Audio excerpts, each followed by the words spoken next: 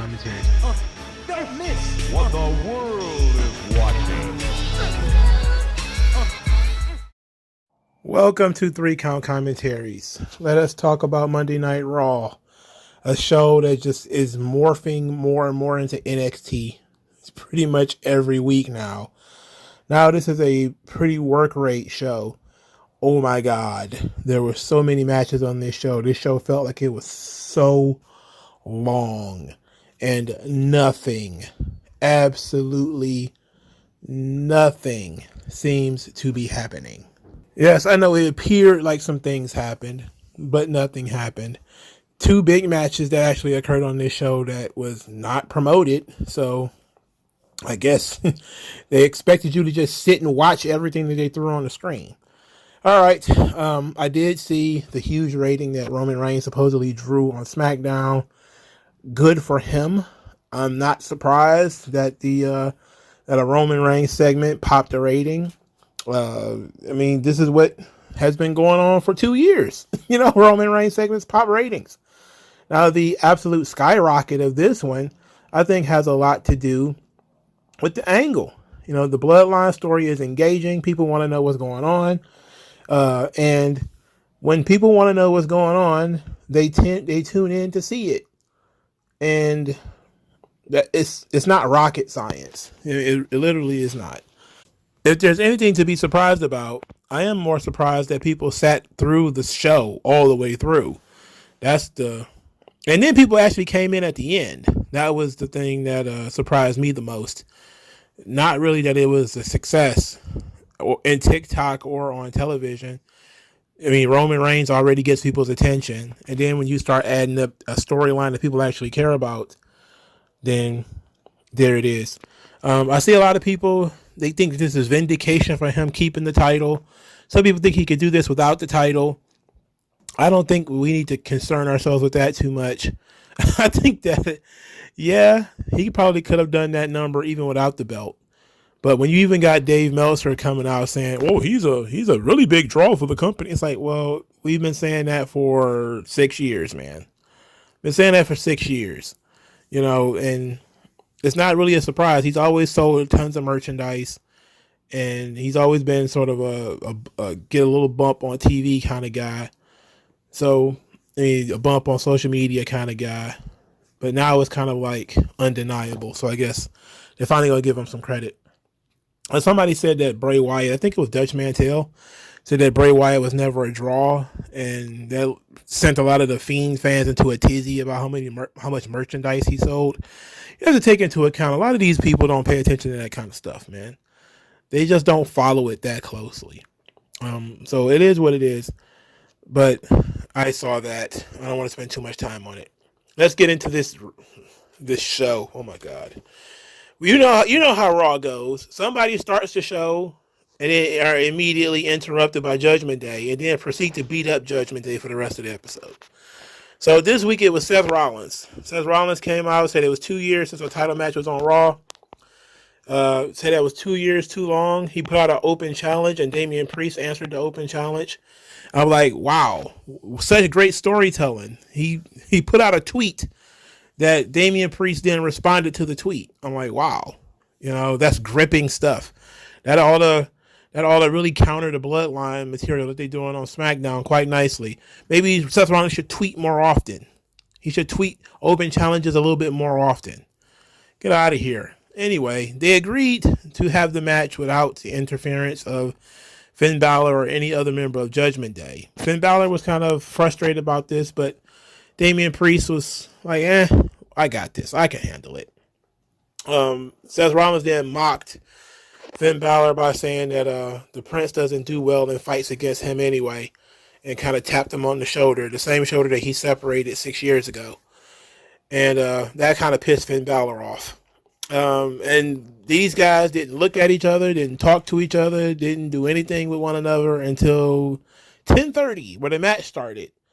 So they was gonna, we had a work rate show when its main event starts at 10:30, and and literally there was nothing that happened afterwards that was important, and nothing that really happened during the match that was that important either.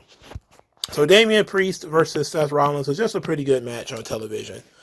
I would have liked for them to actually do some stuff like, hey, the Judgment Day are banned from ringside, but the match ain't for 2 hours. They could have jumped them in the locker room, and proceeded to do like an injury angle or something like that.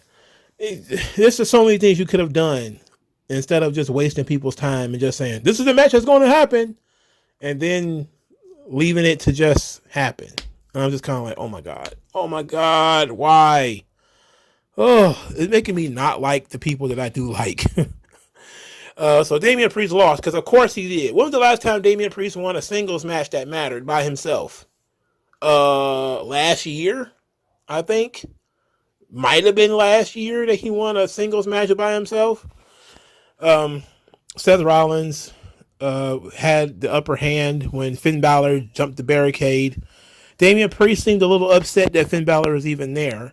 And that slight distraction gave Seth Rollins the advantage to win. Then after the match, Seth Rollins and Finn Balor stared each other down in what will more than likely be another match between these two. The forever feud, Seth Rollins versus Finn Balor. Now look, generally speaking, I'm okay with Seth Rollins versus Finn Balor, despite the fact that it gives off crazy NXT vibes, and it's a work rate match, and it feels like an Intercontinental Championship match. Generally speaking, I'm okay with it. The problem that I have, as you already know, is where I'm going to go with this. The story. All right? The story is Finn Balor's shoulder from 6 years ago. Okay, but Seth is a newly crowned champion. He is in zero threat to lose that title. Not any threat to lose the title. And until you change that, this story is meaningless. The fact that I had to sit through 30 minutes of Damian Priest, who had zero momentum, who answered an open challenge on Twitter, and the only conflict between these two characters happened 3 hours or 2.5 hours before this, and ended with Damian Priest, who was the heel in this situation, saying, I can beat you without cheating. Yeah, I'll ban my own guys from ringside. I guess they're about to try to tease dissension in Judgment Day. As well, I'm guessing mostly Damian Priest and Finn Balor are going to have an issue. Okay, I guess. I still don't like it, I like everybody involved with this. I like Seth Rollins. He's one of my favorite in-ring wrestlers right now. Big fan of Damian Priest. Has been since he was in Ring of Honor. Big fan of Finn Balor. But when there's no sizzle to this thing, and it's all the subtle, you have to know that Finn Balor's shoulder was torn from a powerbomb outside the ring 6 years ago. It's like, come on. You're sitting here trying to figure out the puzzle pieces at this point. It's like, that's mentally exhausting. All right. That's the thing about, AEW. You have to remember every single thing. You have to pay attention to every single thing. I can't turn my brain off at all during this show. And it's like, that's exhausting. Because the show's 3 hours, man. You got to give me a break. I need a break. They did do a welcome break in this episode, which is something that they haven't done in a long time, but still it wasn't enough. Moving on, Finn Balor, Seth Rollins, okay, fine. Dissension in the Judgment Day. How about you book Judgment Day strong first? How about you give some credibility to somebody here? What happened to giving your opponent some credibility? Like, Seth Rollins is just floating around.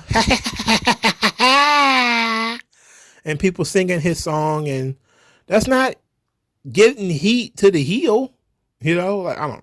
Moving on.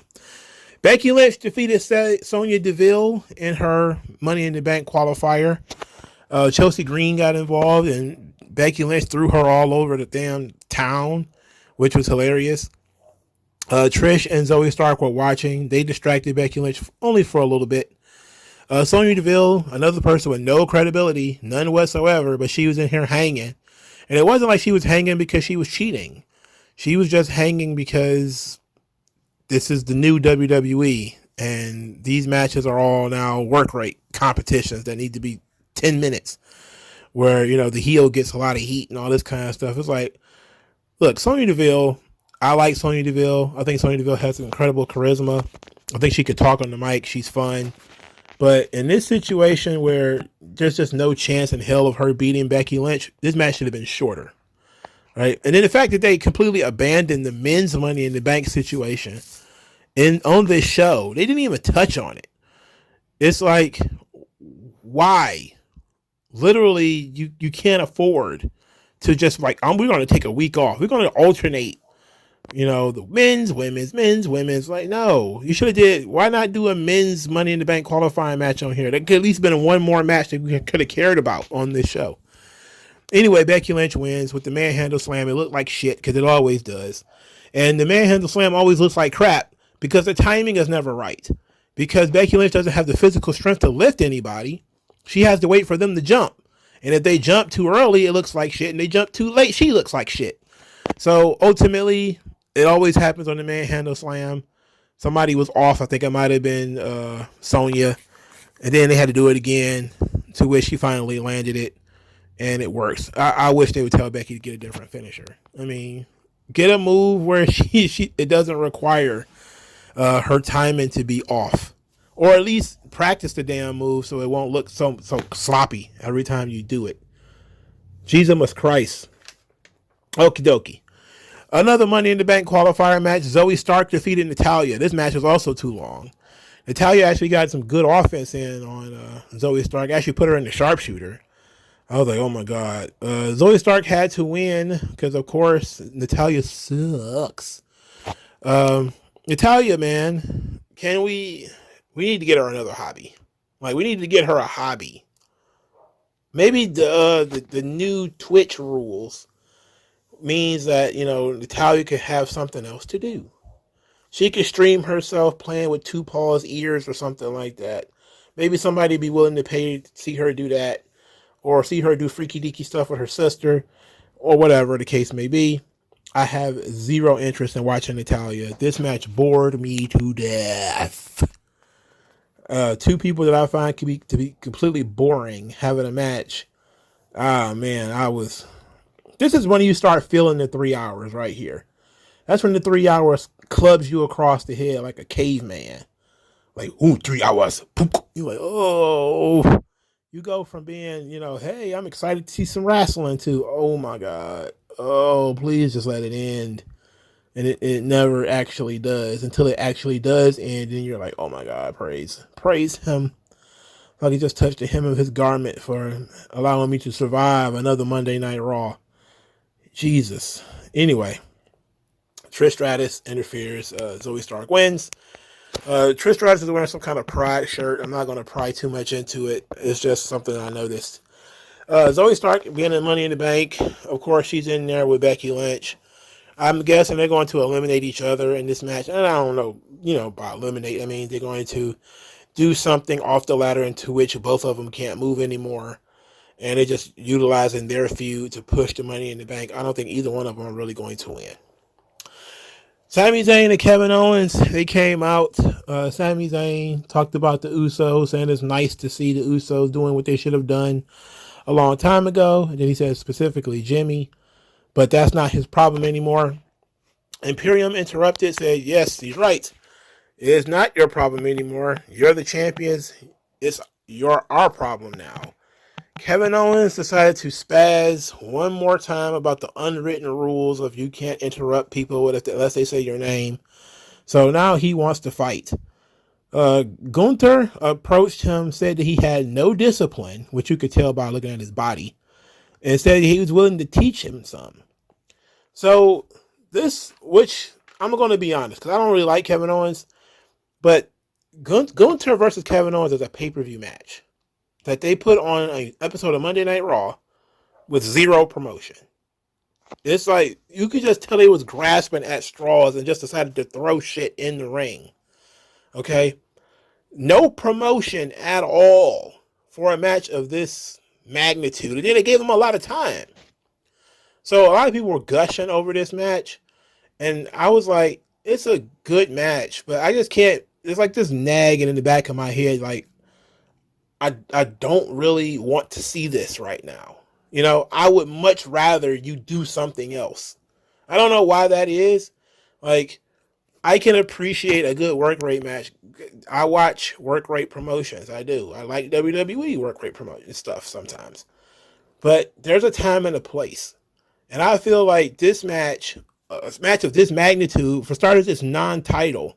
Secondly, the match comes about because Kevin Owens is upset that Gunther said he had no discipline. And he was also upset that that Imperium interrupted him. And I'm just like, this is goofy. You know, like, this is stupid. I don't want to see this right now. Like, this whole thing just comes across as off-putting. The match wins. Gunther wins the match via a roll-up because Kevin Owens was distracted by Imperium and Sami Zayn fighting outside the ring, which of course tells the story that Kevin Owens has no discipline, he has no focus, he wasn't paying attention, and that's why he lost. So it was a cheap win for Gunther after the match was so damn long. And look, this was the problem, one of the problems. I figured Gunther couldn't lose. He's the Intercontinental Champion. You can't really beat him. But how do you beat Kevin Owens without making him look like a goof? It's like, well, the almighty roll up. And it's like, oh, okay. But Bam Bam Owens, Bubba Ray Owens, One Man Owens, he sucks. He sucks so bad. Oh my God. I can't deal with this. Anyway, Matt Riddle was upset that Gunther is cheating. He said he's tired of watching them cheat. Kaiser told him to watch his mouth. They ended up fighting. At this point, Matt Riddle ends up grabbing Giovanni Vinci by the ankle, putting him in the ankle lock. And he's like, I'll break it, bro. Bro, I hear your tendons snapping, bro. I hear the bones crackling, bro. And I'm like, why are they trying to turn Matt Riddle into Ken Shamrock all of a sudden? You know, like why? How about Matt Riddle should have come ringside when while Gunther was cheating? You know, we could have had a completely different scenario, and this match could have been shortened if you would have had Imperium cheating and outnumbering Sami Zayn, and then Matt Riddle came down there to help, and then it ends up in a disqualification, and a brouhaha occurs. Like, what kind of feud is Matt Riddle and Gunther having when they're not even talking to each other and they're not even involved with anything and nothing is happening? Nothing is happening. Even when it comes to Imperium and Kevin Owens and Sami Zayn, the heat is Imperium keeps pushing for a title match, or at least that, you know, pursuing the title, and they're doing so via interrupting Sami Zayn and Kevin Owens, which for some reason turns Kevin Owens into an absolute maniac. And this is stupid. This is just high level stupidity. I don't get it. I'm very negative on this show, as you can tell. The match was fine though.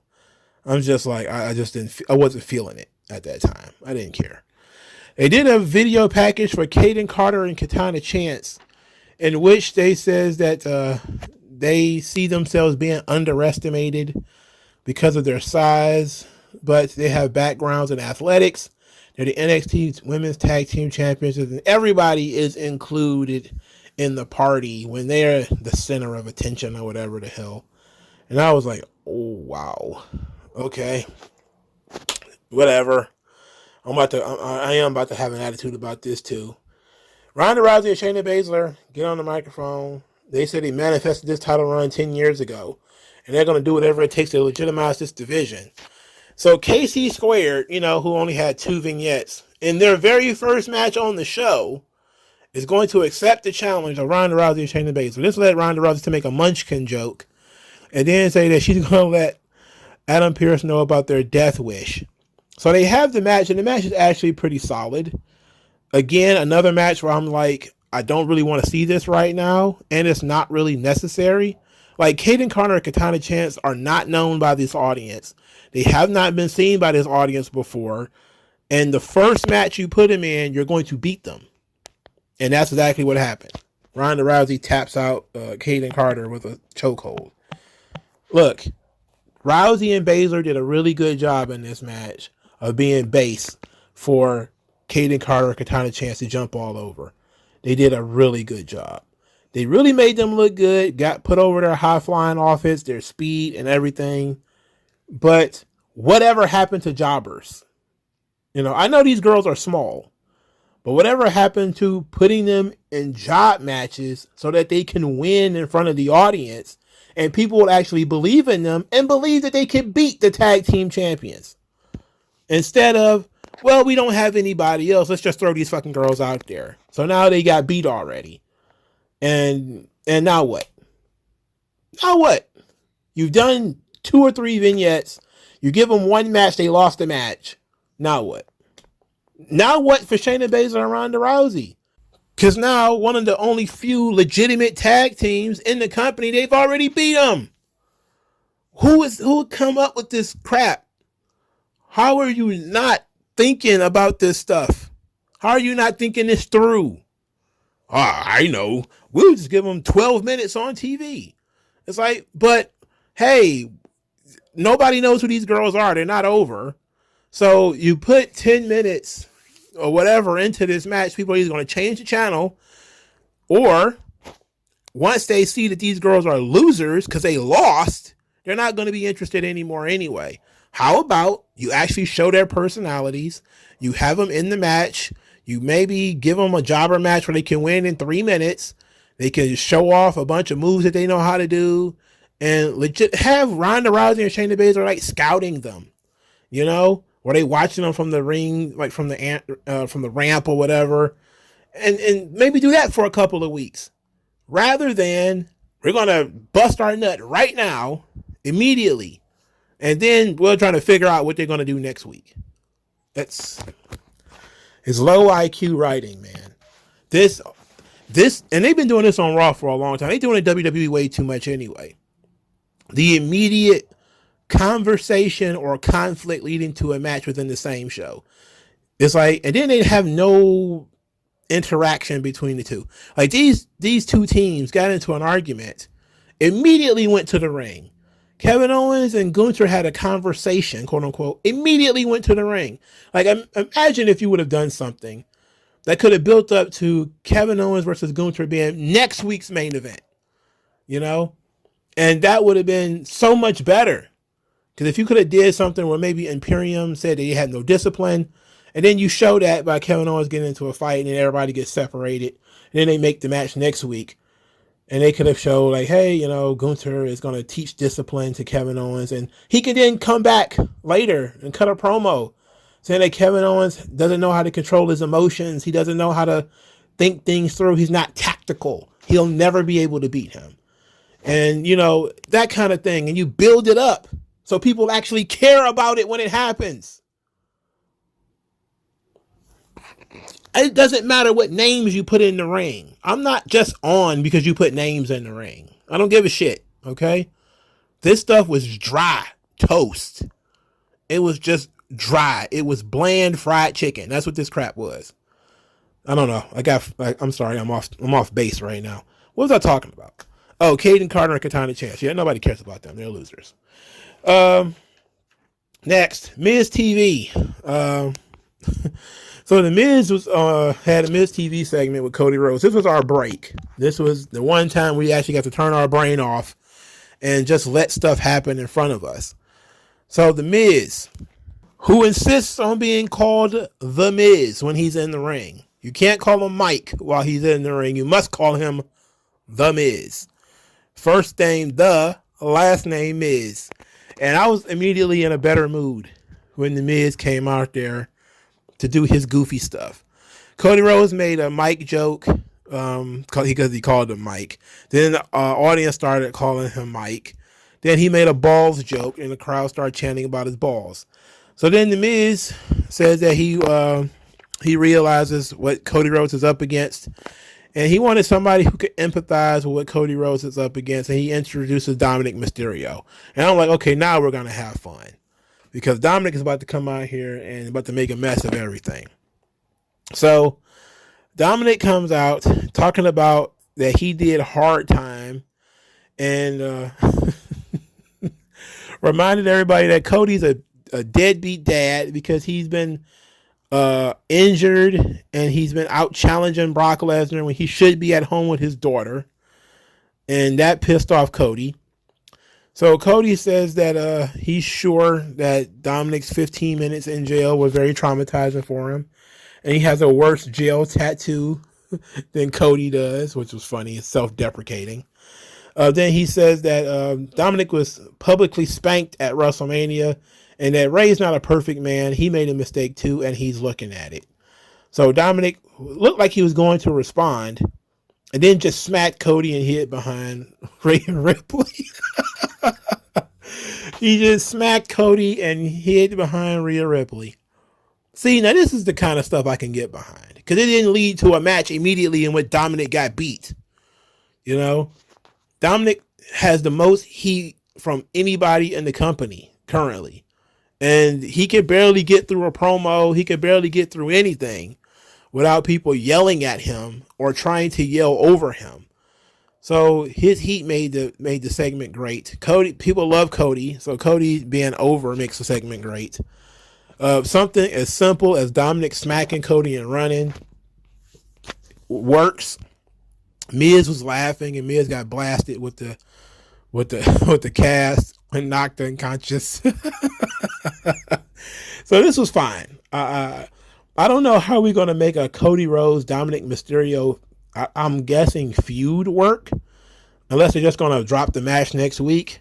I don't see how we're gonna get that to work, considering Cody can fight Brock with one hand. He should be able to, from one arm. He should be able to fight Dominic with no arms, because Dominic is a chicken shit heel. But I'm interested in where we going with this, you know. And I'm interested if they're going to put Dominic in the Money in the Bank. I'm interested if Cody's going to be in Money in the Bank. Would have been nice if we could have seen that. And you know what? This might be the Money in the Bank qualifier right here. It might be Cody versus Dominic in a Money in the Bank qualifier. That's what it feels like to me. Wait a minute. I skipped some stuff, didn't I? Yeah, I did. I'll get back to it. Don't worry about it. Anyway, good segment. It was kind of silly, but we needed that brevity after I was, deluged with other horse shit. So Bronson Reed is backstage talking like a perfectly normal person, talking to Ricochet and how it's sickening to him that Ricochet was in the Money in the Bank and not him, and promised that it would be a different result if he wrestled Nakamura again. Nakamura made fun of Bronson Reed, said he beat him, and said that Ricochet is pretty much going to be next. And then we had Shinsuke Nakamura versus Ricochet in a match that literally for no reason. It was just a match that happened for literally no reason. So Shinsuke Nakamura and Ricochet, they go out there, they have this match. Again, don't really want to see this. It's babyface versus babyface. There's nothing to be won or lost here. Bronson Reed then interrupted the match and crushed them both, and finally got over. After he did the tsunami, the fans chanted one more time, and you can see Bronson Reed smiling like, I finally got him. Gotcha, bitch. Gotcha, bitch. Finally got you. Finally over in front of this audience. Praise him. Look at this. Won't he do it? As they say. This fool finally found himself over. He don't know what to do with himself. Anyway, look, this whole thing was a setup for Bronson Reed to crush them guys, which is fine, but why couldn't he just do this sooner, for starters? Secondly, why is he backstage talking to them like a normal person when they're making fun of him? And third, Bronson Reed is very short. He is very short. Nakamura is like much taller than Bronson Reed. Like Nakamura was leaning over like a hunchback and was still like had his hair dangling, like the tips of his hair was like tickling Bronson Reed on the shoulder. I was like, this guy is short. He's short and tubby. But look, Bronson Reed, he's been trying very hard. He's gotten better in terms of promos. They need to present him better. Like the suit Bronson Reed, I like that. But he needs to be not normal. He shouldn't be backstage talking about, I could have won. But, like, no. As soon as Ricochet made fun of him, he should have just grabbed him by the throat and threw him into the TV or something like that. And Nakamura made fun of him. He should have tore him apart too. And it should have been immediate. Why wait 15 damn minutes to do it? I don't know. But Bronson Reed finally getting over, that was great. I feel I am proud of him for finally breaking through the glass ceiling. Now I'm going to talk about something that really made me angry. Johnny Gargano. They did a Johnny Gargano vignette to which he says that people look at him and they label him an underdog. That he had tryouts for NXT. They even showed footage, John Gargano, and he did before he was doing like rolls and stuff in the ring. He said he was told at that time that there was no place for him in NXT. 5 years later, he was the face of that brand. And he says, go ahead, underestimate me, because that's where I thrive. And you know what? If I talk a lot about, I'm so sick of hearing about people's dreams, and he did use the word dreams in this promo too. The second most overused trope in the Triple H era is people overlook me. People are always underestimating me. You want to know why? Because everybody that says this is a fucking shrimp. All right? Everybody who says this is so fucking small. All of this stuff is coming across as being very cookie cutter with no thought whatsoever. I could tell Johnny Gargano didn't come up with this. It's almost the exact same fucking promo that Katana Chance and Kaden Carter cut just a few minutes before. It's almost the same promo. People look at us and they think because we're small, we're not good enough. But here's our athletic backgrounds. And then I was just a guy from Cleveland. People look at me and they think that I'm small. They think it's hard to underestimate me. It's like, what? Oh my God. How many times do I have to hear about these people being underestimated? I don't care. That everyman stuff does not work. It does not work. It does not work. You cutting everyman promos does not work. What works is making you feel bigger, more important. Not, oh, woe is me. They didn't want me. I can see why. You're a garden gnome with a heartbeat. Who the hell wants you on their roster anyway? How many? God, look, at least when it's on NXT, you can be like, okay, this kid's 22. He's probably fresh out of, playing college football for blah, blah, blah, blah, blah, university or something like that. He's not quite sure what to say in a wrestling promo. So he comes with the most cliche stuff possible. But, Kaden Carter and Katana Chance was in NXT forever. Johnny Gargano was in NXT forever. Their personality is just, I'm small, people underestimate me. What?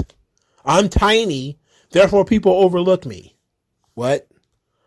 And I'm supposed to be, what? Am I supposed to connect with that? Am I supposed to find that impressive? Am I supposed to care? I promise you I don't. This in the Dream promo, immediate heat with me. Immediate heat. Now the Dream promo gets you Big Show heat. This is pretty close. To get Natalia heat, you got to be like Big Show, okay? But this gets like incredible amount of heat with me. People underestimate me because I'm small. God, I had to hear that shit for weeks when it comes to AEW with the 4 pillars.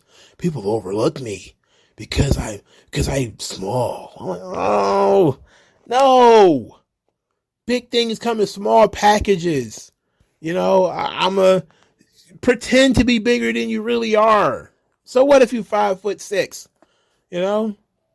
If you come across as being a larger than life guy, then people will overlook that you're short. Like, you can ignore your weaknesses. You can hide your weaknesses in your strengths. There has been plenty of short wrestlers who have managed to get over. Plenty of skinnier and smaller wrestlers who have managed to get over. But none of them, not a single one, has ever gotten over by constantly reminding you that they're short and that other people don't think that they're any good. You know what does work? Being cool, washing your ass, hitting the gym, coming up with a catchphrase or a look or a presentation that gets people wrapped up in who you are. And so they're not so worried about what you look like. Because guess what? People will get over what you look like if you have charisma, if you have persona, if you have a personality. Look at Dusty Rhodes. It's a good example. Dusty Rhodes, man, he was built like potato salad. But you listen to him talk, you forget that. You get over it. You know? I remember Method Man used to tell this story about Biggie, right? Because Biggie, in one of his rhymes, he says, fat, black, and ugly as ever. However, I stay coochie down to the socks. And Method Man used to talk about, he used to talk to chicks, right? And he would say, Biggie would rap on himself about how he was fat and ugly and all this kind of stuff with the eye and everything. And he says that he would watch women, and it wasn't just that he had money, but the more that he talked, the more they hung around him, the more he was able to show his personality, the more that, the look changed. People was able to look past what he looked like, and that's like simple psychology. People will get over what you look like, your deficiencies, if they can find your strengths. And if your strengths are strong enough, it doesn't matter what you look like. Randy Savage was short, but he comes out with the girl and he's glitzy and he's glamorous. And yeah, he's, twirling on his tippy toes. But people didn't use it against him that he was short. Shawn Michaels was not that big. Okay? He wasn't, even when he got popped for steroids, it still wasn't that big. But when you have a larger than life persona, a larger than life personality, people buy into it. Or you could be the 1, 2, 3 kid. Now, that's what it seems like to me, is everybody looks at, the new generation, they want to be the 1, 2, 3 kid. I want to be the guy who's overlooked, who gets the big win. And it's like, okay, that was it though. He got every match was him being the underdog. You don't want to get stuck in that rut. You want to be the favorite at some point. Oh, but it works for Rey Mysterio. You're not Rey Mysterio, man. Get your head out of your ass. Hit the gym. Find a personality, whether you have to look at somebody's purse, whether you have to get out of a vending machine. I don't know how you're going to do it, but you need to find it and you need to utilize it. AJ Styles is a perfect example of a guy who found a personality, and people forgot that he was small. He was able to wrestle the Undertaker, and people just been like, hey, AJ Styles is small. Undertaker should have killed him. Why is that believable? Again, AJ Styles had constructed a character that people believed in, because he can fight John Cena. He can fight Roman Reigns. He can fight people twice his size, and people are believing in it. He can fight Brock Lesnar. And AJ Styles is not big, but people look past it.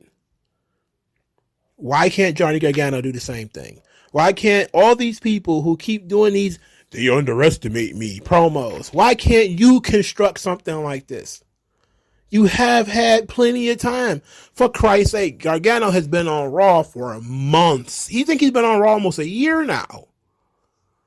And this is the first vignette that they've ever put out for him.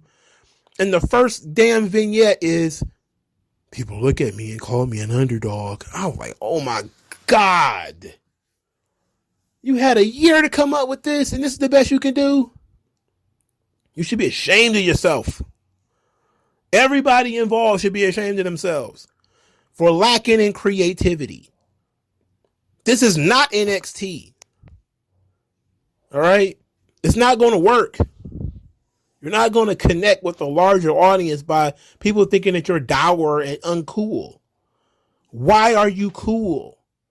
That's what people want to know. It's crazy that, it's really blowing my mind, because if you're going to push somebody who's short, if you're going to push somebody who doesn't look like a traditional WWE superstar. You have to cover their deficiencies in personality. Danielson had to do it. Punk had to do it. These guys going to have to do it. Running around, I'm an underdog. People underestimate me. It's not going to work. For Christ. Oh, God. That's so disgusting, man. It's a disgusting, garbage, generic promo. You could have swapped anybody in for that promo. You could have took some random guy from NXT, with the exception of maybe Brian Breaker and maybe Tony D'Angelo or maybe Von Wagner, because they're not, small guys. And you could have slid them in this same promo and wouldn't have changed a thing. It'd have been the same promo. I'm sorry I'm spending so much time on this, but my God, this pissed me off so bad. I'm so sick of hearing about people's dreams and how they're the underdog and how WWE didn't want me and I'm not supposed to be here. Who gives a shit? Really, who cares? That does not make you good. Show people what they're missing out on. This is the crazy thing. It's LA Knight. Charisma. You give him a couple of seconds on the microphone, not even long. He hits you with so much stuff and he's over. And he loses pretty much every feud that he's in. And he's over. Because he comes out, everybody wants to hear what he got to say. It helps that he's jacked. They don't mention that he's long in the tooth. He just comes in, cuts a promo about why he's cool, why he's better than everybody else. He says it in a colorful and funny way. Yeah. Everybody goes, yeah. And we're off to the races. Johnny Gargano on TV for a year. People say that I'm an underdog. They underestimate me. I'm like, oh my God. Oh my God. I would rather watch Lacey Evans wrestle Sergeant Slaughter's daughter than watch Johnny Gargano. I promise you. I'd rather sandpaper my arms than watch that shit. Moving on. Alpha Academy. They were still arguing about whether Otis is Otis or Otis. And this was silly too, but not silly enough. Chad had gave Otis some homework to figure out how they could fight the Vikings, but Otis is Otis, so he wasn't paying any attention, and came up with the idea that Maxine has to fight the Viking lady. So now Chad is going to train Maxine Dupree. Now under the Vince era, or even a competent Vince era, let's say. Let's not just say Vince. This would be weeks of vignettes of Chad Gable training Maxine Dupree with her in the gym, really making it fun, building it up, and then they will eventually have the match. That would be fun because I know that for a shoot, Maxine Dupree is not properly trained to wrestle, and she's not in any way fit to wrestle right now.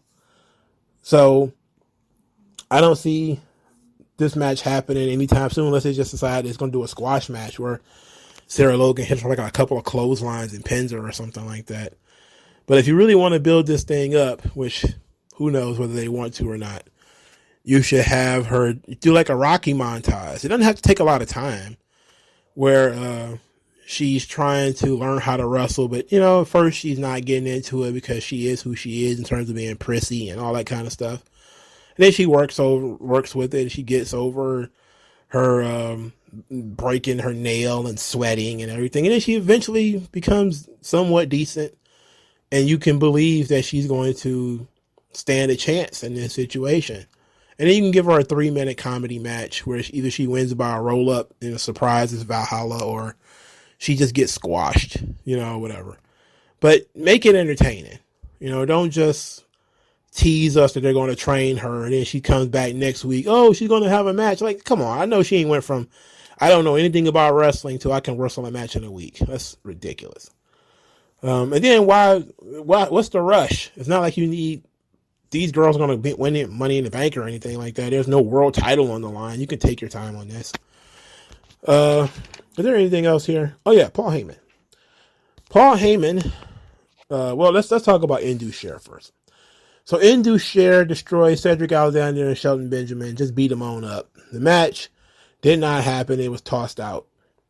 And I was thinking to myself, man, Mustafa Ali he got such a cool break. He got to go to NXT. And now they're treating him down there like, he invented pussy. But now Cedric Alexander, who is infinitely better than Mustafa Ali and who I always thought was going to end up being a bigger deal, he's stuck getting bounced around by Indus Sher. My God, send Cedric to NXT, please. Shelton too. Send both of them to NXT. These guys are good. I know Shelton's a little long in the tooth. He's a little old. He's a perfect guy for NXT. They can learn so much from Shelton Benjamin. And Cedric Alexander could actually get a run down there. He's only in like his early 30s. Why are we treating these guys like ping pong balls? Get real jobbers, for Christ's sake. Now let's talk about Paul Heyman. All right. So Paul says that he wants to invite us to Friday Night SmackDown, in which Jey Uso will have to make a choice. And he says that as the wise man, sometimes he has to deliver unpleasant news. And this unpleasant news will rip apart the Fatu Anoa'i family. But he's going to let us know that Jey will choose his brother, Solo. I notice they're not calling him Solo Sikoa. Anyway, he says that you can share a room with Jimmy, but you can never be as close to Jimmy as you can be to your tribal chief.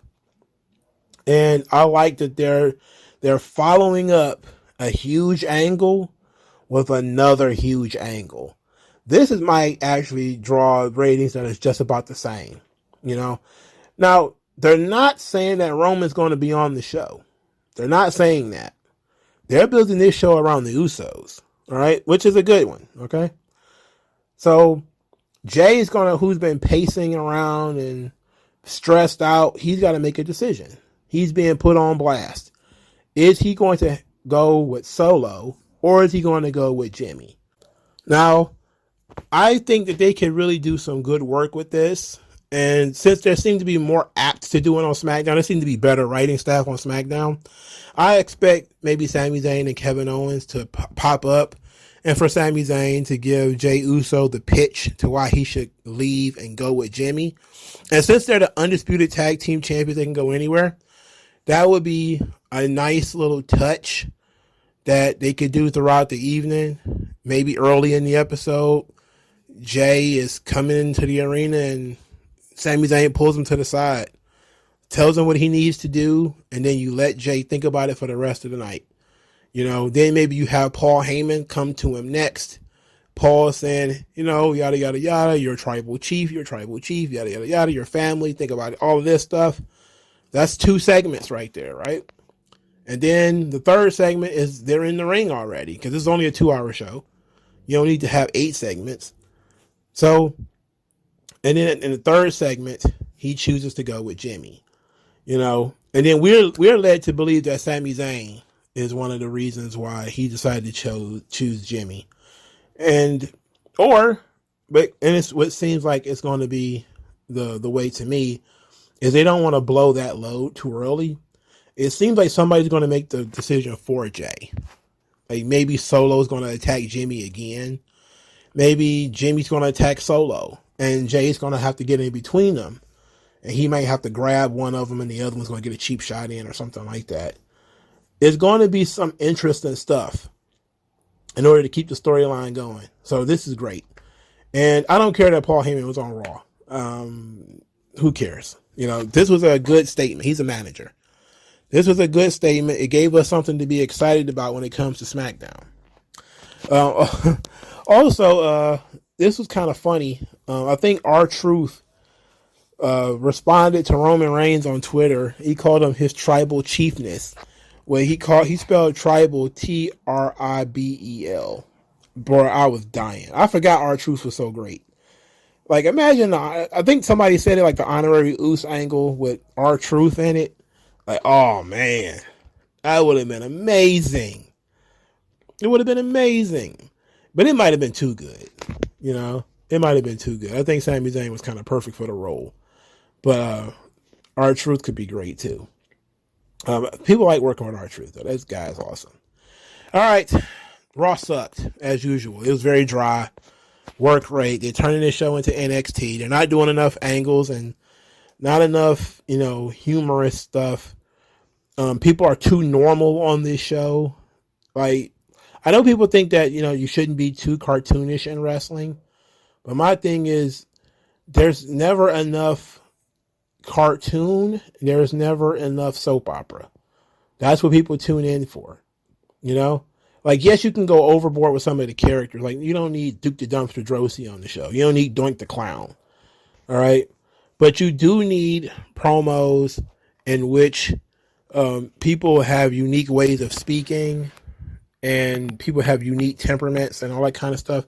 And it kind of reminds me that maybe we should go back to the days of guys cutting promos on nothing. Like, if you go back to, like, the 80s and the 90s, a guy would just cut a promo in front of his logo. And he would just talk about, chasing the Intercontinental Championship. Or he'll cut a promo on his next opponent. Or whatever the case may be. It's not a backstage segment where somebody has to talk to somebody else to create that conflict. You can mix those things in, and I think that's actually useful. But we might need to do the old green screen promo where, similar to what Sonya Deville cut on today's show, where she just stood and talked. And that might actually be a good usage of our promo time, is so somebody can get over their character, they can get over their personas and stuff, and it doesn't take long. And you could do a bunch of those, especially if, people 45 seconds or so, shorter than a commercial. Especially people who are not going to be on the show and not featured. Like the vignettes are nice. They're well produced and everything. But sometimes you just need like a good old fashioned wrestling promo where a guy stands in front of a stack of boxes or something like that, talking about, how his run in WWF is going so far, what he plans to do, who he got his eye on, how the fans stink, how they suck, how they're fat and slobbery, or how they're inspiring to him and how much he loves the children or whatever. That kind of stuff, because this idea that we need to do match after match after match after match is an absolute logistical failure. That stuff's not working with me. All right.